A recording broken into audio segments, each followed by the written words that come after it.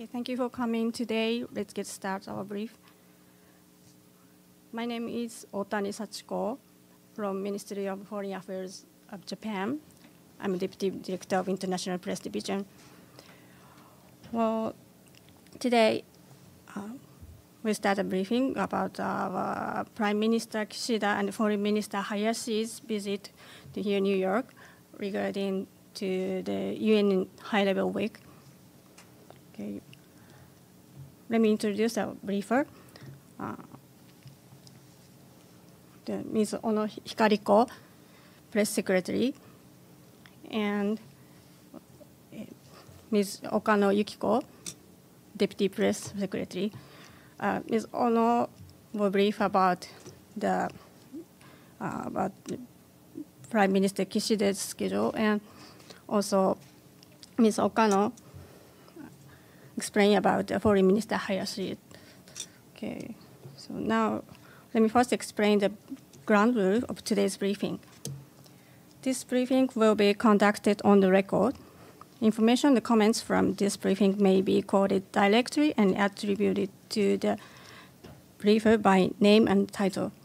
You may also record the briefing for accuracy, but please refrain from using images, sound, or video from this briefing. Okay, so today we share this schedule, those who are here. But if you attendance online want the document, then please contact us. We will share the contact information on the chat. Okay, so please start. Thank you.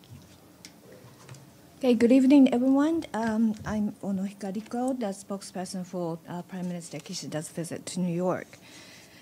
So let me start explaining to you about the highlights of the second day of Prime Minister Kishida's visit to New York. In summary, he attended 3 multilateral meetings and has several bilateral contacts. So let me quickly sort of run through the main points of those events. Okay, this morning, as you can see in his itinerary, he attended a He-for-She summit hosted by the UN Women. There, he was awarded a new He-for-She champion among other leaders. And there, he made remarks stressing the following 3 points. First, he stressed that Japan's commitment to achieving the gender equality will not change, because domestically, Japan has been and will be strengthening its efforts towards creating gender equality and promoting women's empowerment, both in public and private sectors. And indeed, while the growth and distribution with women's economic independence at its core is an important element of Prime Minister's vision of a new form of capitalism to revive the Japanese economy. And he also stressed the need to raise awareness of gender equality throughout the entire society. And secondly, in the international arena, he stressed that Japan will further strengthen a partnership with the UN Women. And he also took up the issue of the women and girls who unfortunately are facing a grave human rights violation of sexual violence in conflicts, like those in Ukraine and around the world. So he stressed that Japan has been and will be contributing to the Global Fund for Survivors of conflict-related sexual violence with additional contribution of 2 million euros. And Japan will continue to support traumatized women and girls with a view to helping them regain their dignity. And thirdly, he announced that Japan would host the 6th meeting of the World Assembly for Women in the short abbreviation is WAW, W-A-W, on the December the 3rd this year. And he said he looked forward to the lively discussion to boost momentum for the gender equality and women's empowerment. That's for the He for She Summit. And then he co-hosted the CTBT Friends meeting. Actually, this is the first summit-level meeting of the Friends of the CTBT. And in his opening remarks, he stressed the importance of the universalization and early entry into force of the CTBT, as well as the strengthening of the verification regime. And in addition, Prime Minister Kishida stated that Japan will further actively support both countries that have ratified the CTBT and those who have not, primarily in the Indo-Pacific region, in establishing and strengthening the operational structure of the CTBT. And he also stated that Japan will maintain and strengthen the observation facilities and further enhance the international monitoring system. And as you may know, as a politician from Hiroshima, which has the experience, the scourge of the atomic bomb, Prime Minister Kishida is personally deeply committed to the realization of the world without the nuclear weapons. So under his leadership, Japan will make realistic and practical efforts, including the early entry into force of CTBT towards realization of the world without the nuclear weapons in a step-by-step, persistent, and steady manner. That's about the CTBT Friends meeting. And this afternoon, I think the meeting is still ongoing. He's attending the 7th Replenishment Conference on the Global Fund.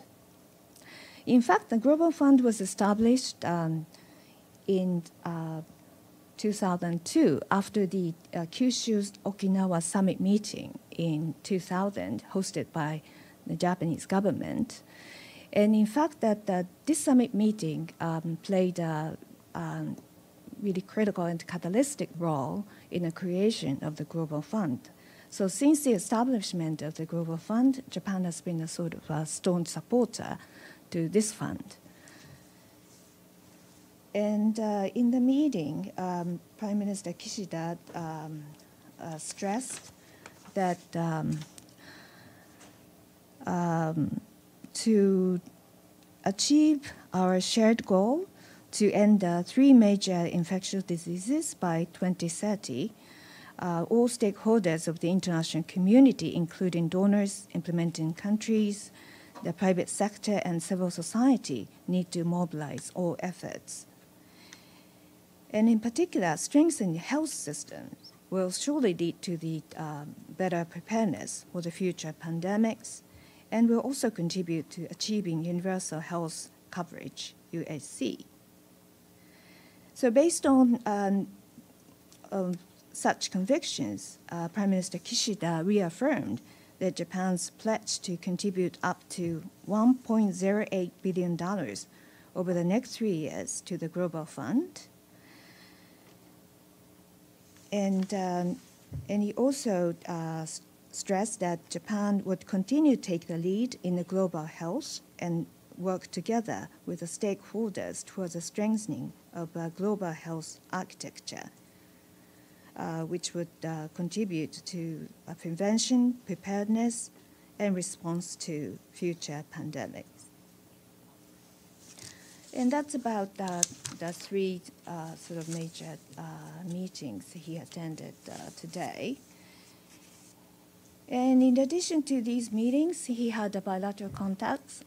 He had an informal conversation with the President Yoon of the RK, and he had a working lunch with President of the Philippines, His Excellency Mr. Marcos, and he had a bilateral meeting with his counterpart of Iran.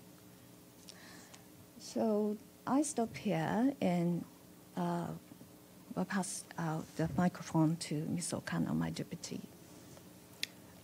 My name is Okano Yukiko. I'm the Deputy Press Secretary and this time the spokesperson for Foreign Minister Hayashi.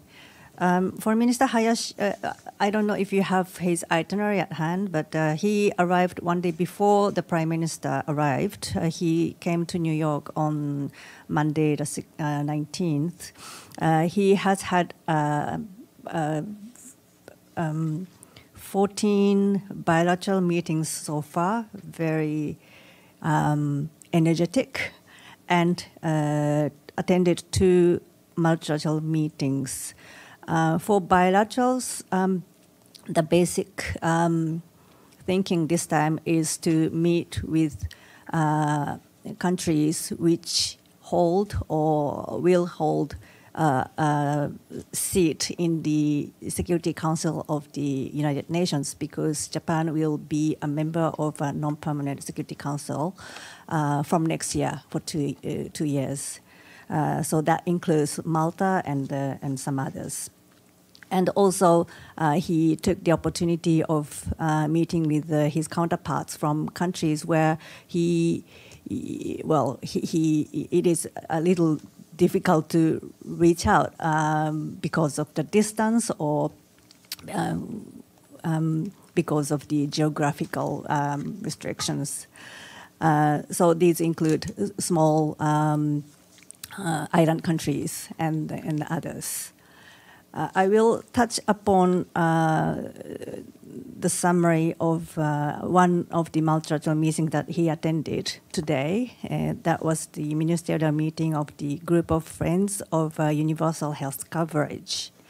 Universal health coverage, if you are not very familiar with, is the concept to provide effective and good quality healthcare service to all people at affordable costs. And this is a very basic principle of Japanese healthcare system. And we have been promoting this idea in the international arena, and it is a basic concept that underlines the Sustainable Development Goals as well. This Friends group is co-chaired by Japan, Thailand, and Georgia.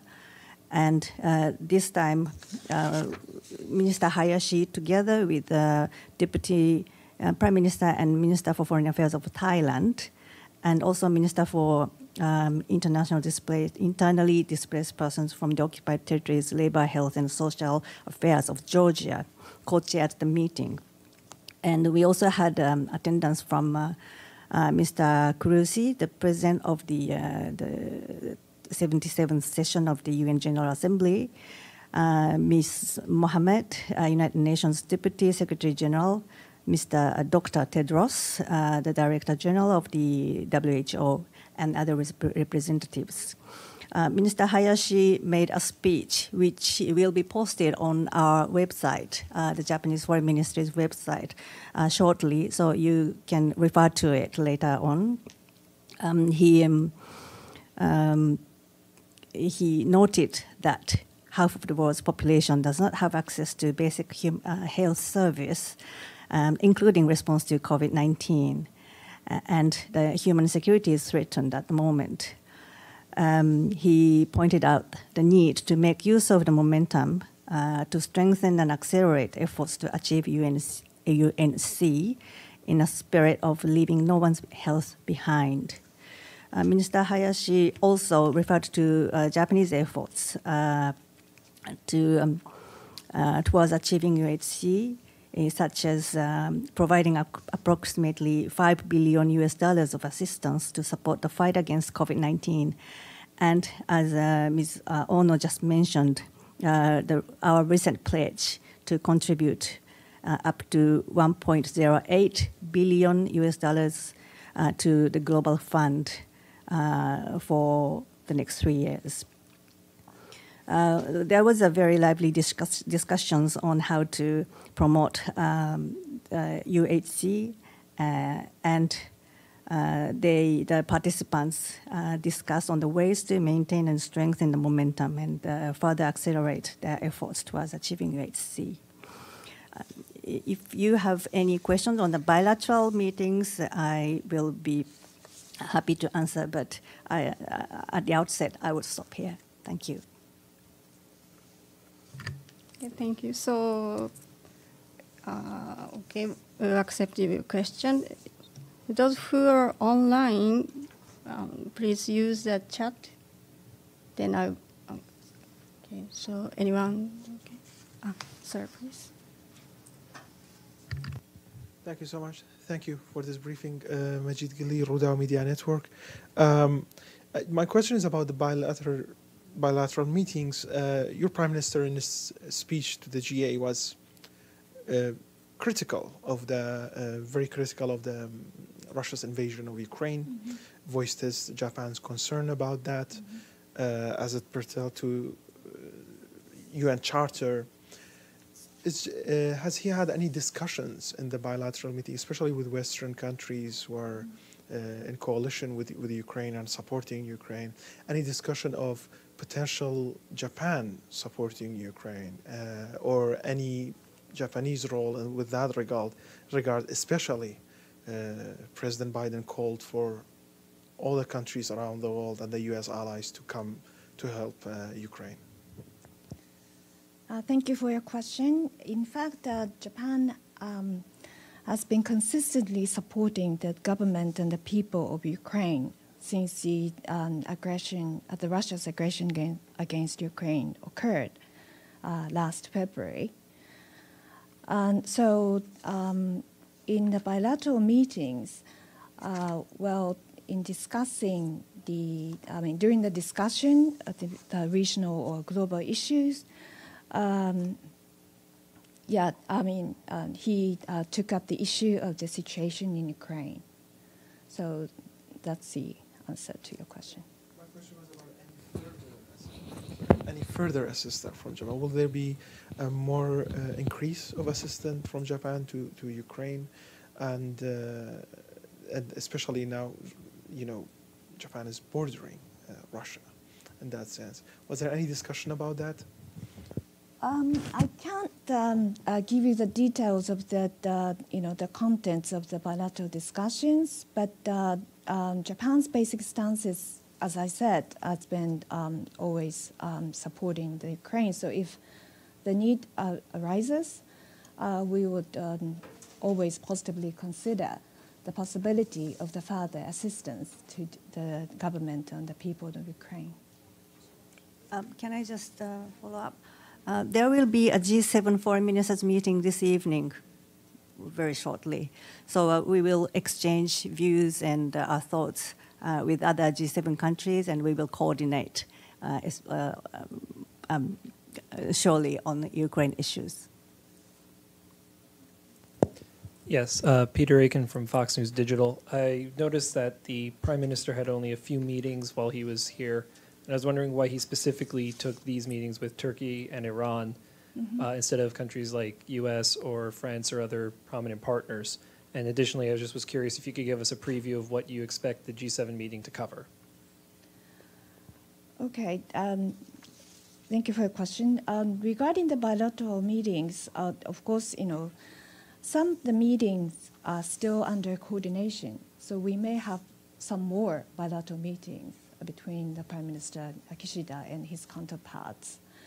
So far, he had several meetings, but it happens, sort of the request basis of the both countries.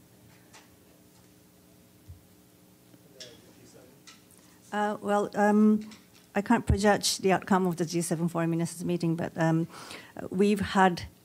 I was checking how many, but like 4 or 5 times already this year, face-to-face G7 foreign ministers meeting. So I think we will update on each other and exchange views.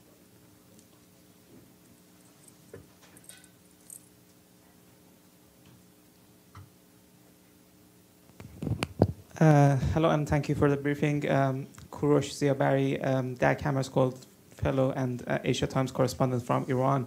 So Prime Minister Kishida has already held a bilateral meeting with the President of Iran, and it's the first time since the coming to power of the new Iranian president that the two leaders meet.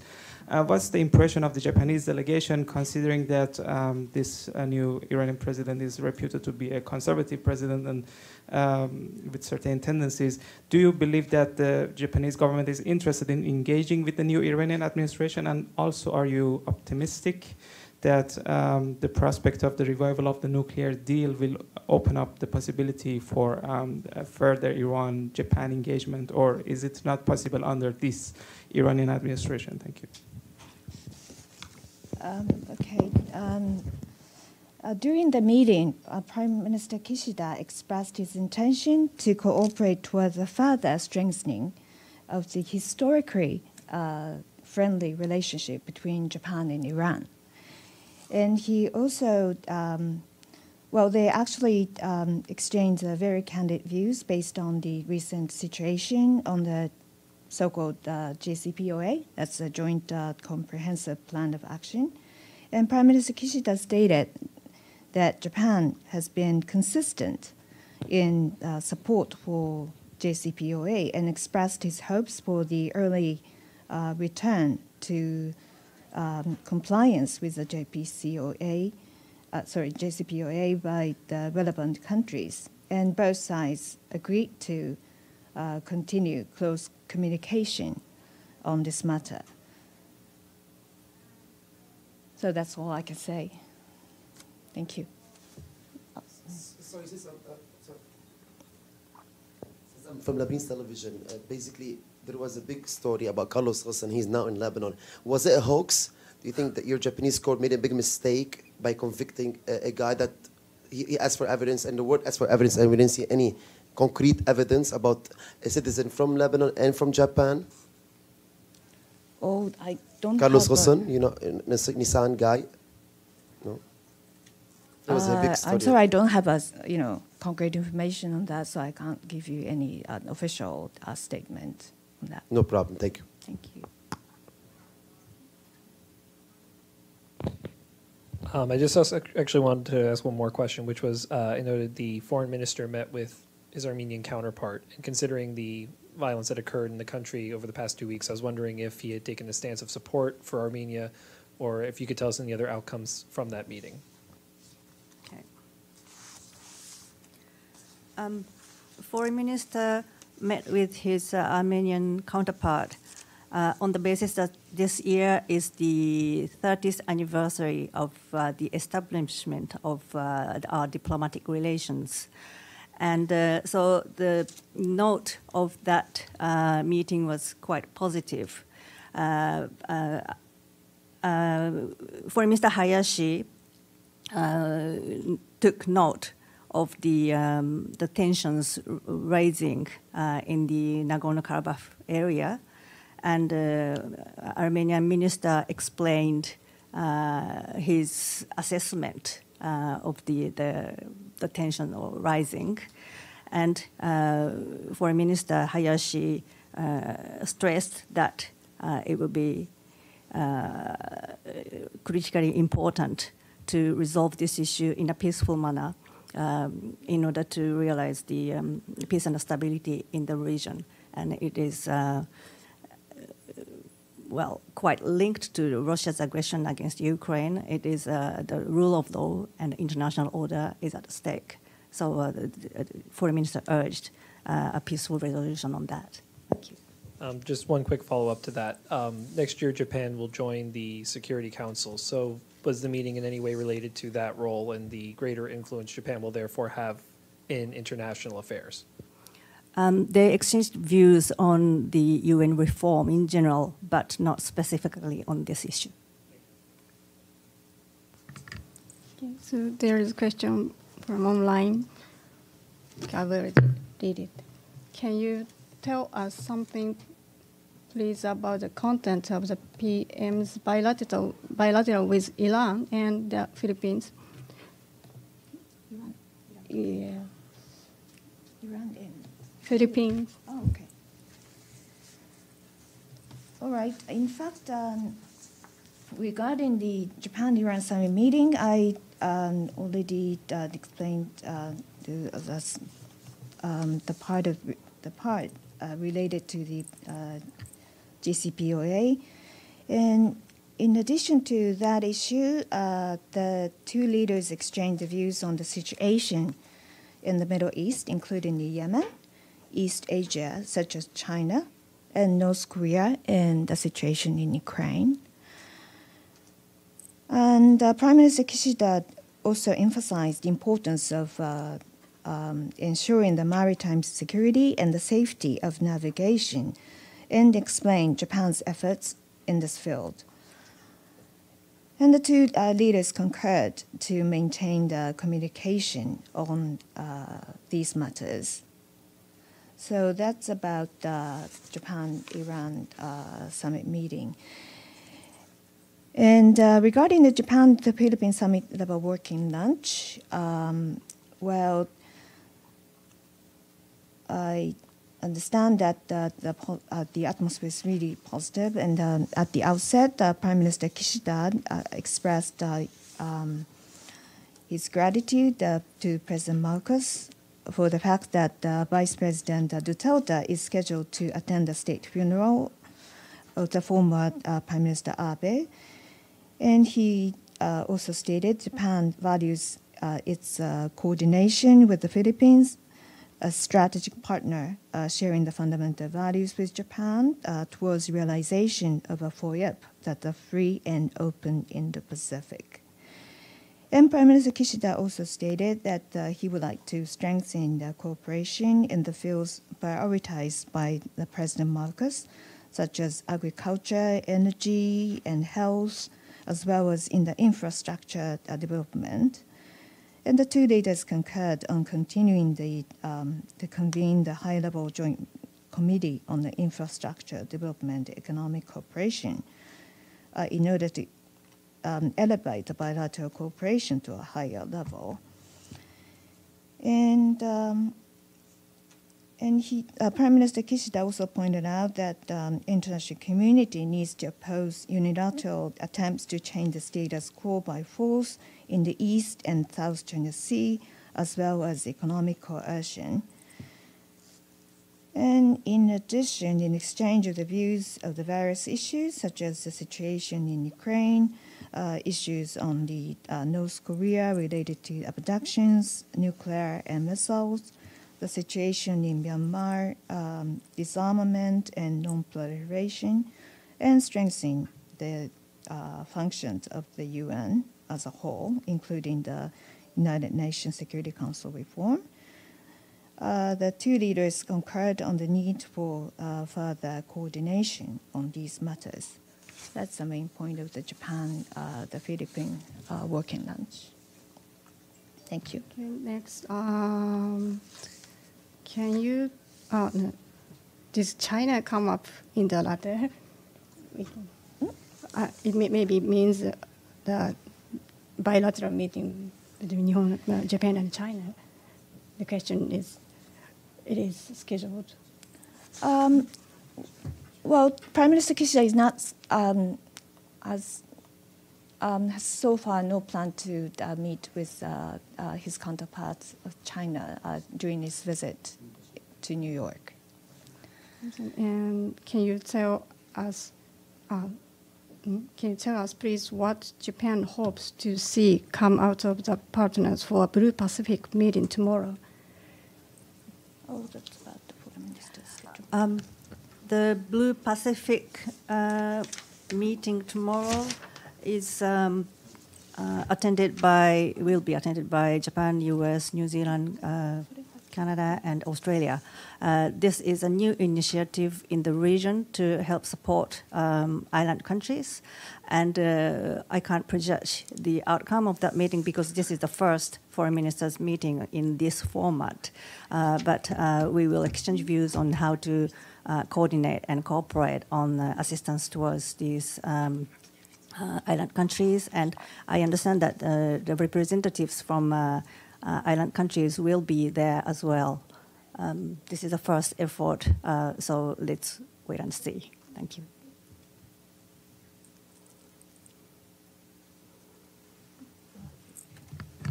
One more question about the bilateral meeting with President Yoon. Can you provide some detail of the Prime Minister's meeting with President Yoon? Okay. Well, in fact, he had an informal conversation. I mean, he had a conversation with President Yoon this afternoon for about 30 minutes. And during the meeting, during that conversation, the two leaders concurred that Japan and ROK are an important neighboring countries to cooperate each other, and agreed on the importance to promote Japan ROK and Japan ROK in the U.S. cooperation. They also agreed to further collaborate for their response to North Korea. And President Yoon reiterated his support to the abduction, to the early resolution of the abduction issue. And the two leaders shared the need to bring back the sound bilateral relationship with the resolution of various issues, and agreed to develop Japan-ROK relations in a future-oriented manner based on the foundation of the friendly and cooperative relationship that both countries built since the normalization of diplomatic relations in 1965. And they also concurred to instruct the acceleration of the ongoing consultation between the diplomatic officials of the two countries, including the recent Japan-ROK foreign ministers meetings. And they also agreed to continue the communication between the two leaders, the summit level. That's a basic point of the today's informal conversation between the two leaders. Thank you. Okay, thank you. That concludes today's press briefing. We will also hold online briefing tomorrow, so please contact us if you hope to attend. We will share the information. Thank you. Thank you very much. That online briefing tomorrow will cover only foreign minister's itinerary from this evening and up to tomorrow evening.